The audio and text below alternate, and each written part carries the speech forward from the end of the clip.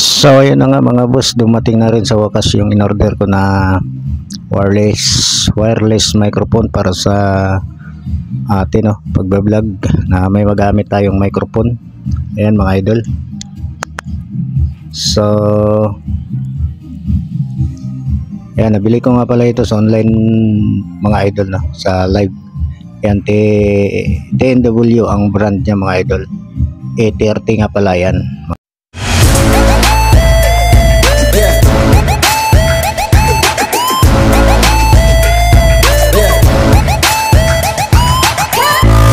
Itong charging housing niya or yung charger ng ating microphone na wireless.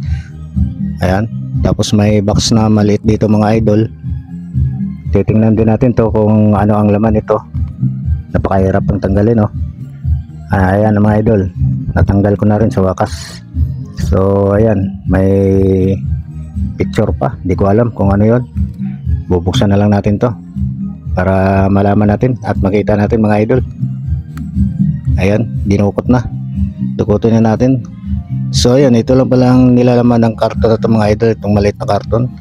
Isang lanyard at saka yan, yung lanyard. Yan, pwede natin dito isabit yung wireless mic natin. Tapos itong gawa nito, yung cable nya para mag-charge or pag nalubat itong charger ng ating mic ay mai-charge natin siya. Tapos yan, wala na yung sa ilalim, yan user manual. Basahin nyo na lang mga idol kung gusto nyo magbasa. Basta ako, tamad ako magbasa niyan mga idol, hayaan ko na yan. Ayan, balik na natin dito sa box mga idol.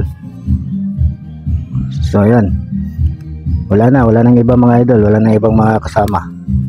Tanging yung malit na box lang na may kasamang lanyard o may laman na charger cable at lanyard. Tapos ito na yung ano nya, lagayan ng wireless microphone natin mga idol. Yan, lagayan ng wireless microphone, pero hindi lang basta-basta lagayan lang yan mga idol, kasi dyan rin natin sina-charge yung ating microphone. Tapos yan may brand name siya mga idol, TNW. So ayan, type C na rin yung ano nya, saksakan ng charger mga idol. Tapos yan, ito na yung laman nya, dalawang wireless mic at saka isang mic receiver mga idol. Yan, dalawa yan. So wala na, hindi ko na sinamahan ng kuan, balaybong pusa kung tatawagin nila. So yan, may clip siya nga mga idol, di-clip nga siya. Ayan, type C na rin yung charger nya. Kung lubat man yung itong ating charging case natin, kung lubat man, pwede natin siyang i-direct charge. Saksakan natin ng type C na cable, tapos i-charge na natin gamit ang ating cellphone charger. So ayan, tapos ito yung kanyang receiver mga idol, type C na rin yan. Kung type C yung cellphone nyo, pag gagamitan nyo, pwede nyo na i-direct yan mga idol. Tapos i-power on nyo na yung inyong mga wireless mic. So ready to go na ngayon, o ready to record na mga idol. So ayan na siya, TNW din siyempre. Ayan,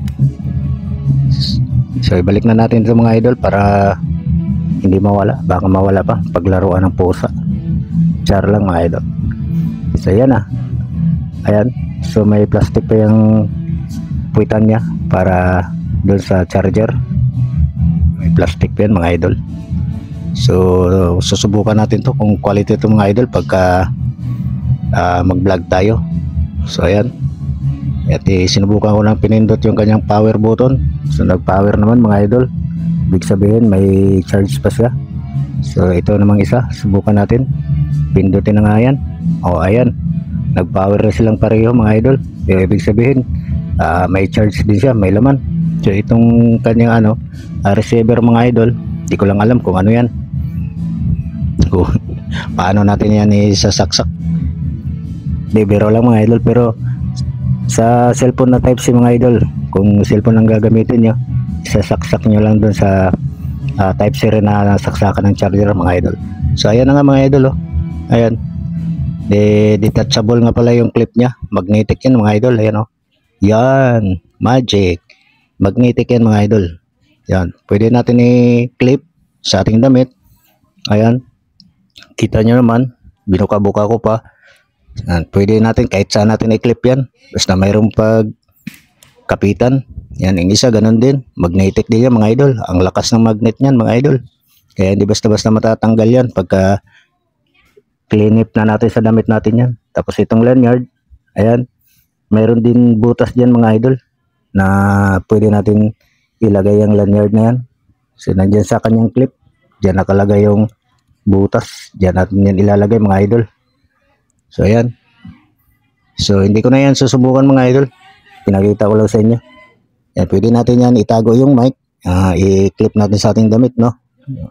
Kung ayaw natin makita, yan yung butas mga idol na pinakita ko. Dyan natin i-suksok yung lanyard. Ayan, para pwede natin gawing kwintas. O, diba?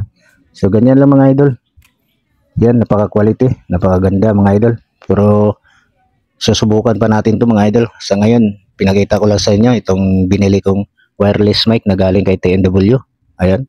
So, tinakpan ko na. Buksan ko ulit. So, ayan mga idol. Yan.